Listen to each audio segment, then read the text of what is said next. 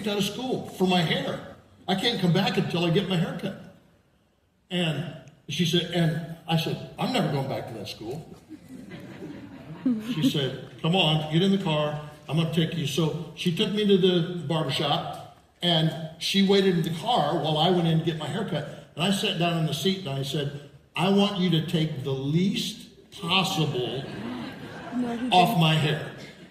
And he did a great job. He couldn't tell I got a haircut. So the next morning, I'm walking back into school. The principal's at the door, and he said, Tom Lane, come here. He said, I thought I told you you'd get a haircut. I said, I got a haircut. He said, no, it still doesn't meet your dress code.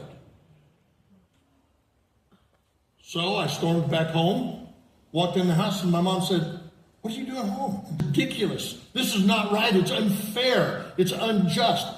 Maybe you had something like that.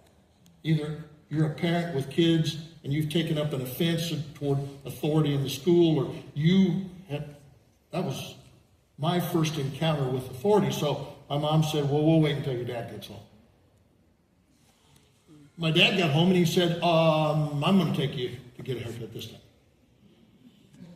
So he took me to the barber shop and stood next to the chair and told the barber exactly how to cut it. On the way home, my dad's looking at me in the rearview mirror. I'm sitting in the back seat, and I was so mad.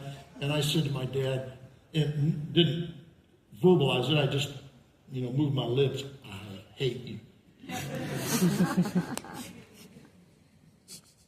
I got back into school the next day.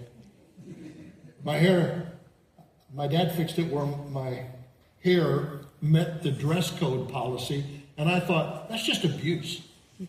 That's abusive authority. It's not right. It's not fair. It's not just. That was my first experience with authority. Now, here's the reality of what is being said. So Judges records this statement. Judges chapter 21. In those days, there was no king who did what was right in his own eyes. That's sort of where we've gotten back to today. Everybody seems to think that they can do what's right in their own eyes. And the reality is, all institutions were created by God, and ultimately, God is over all. Now, here's the thing.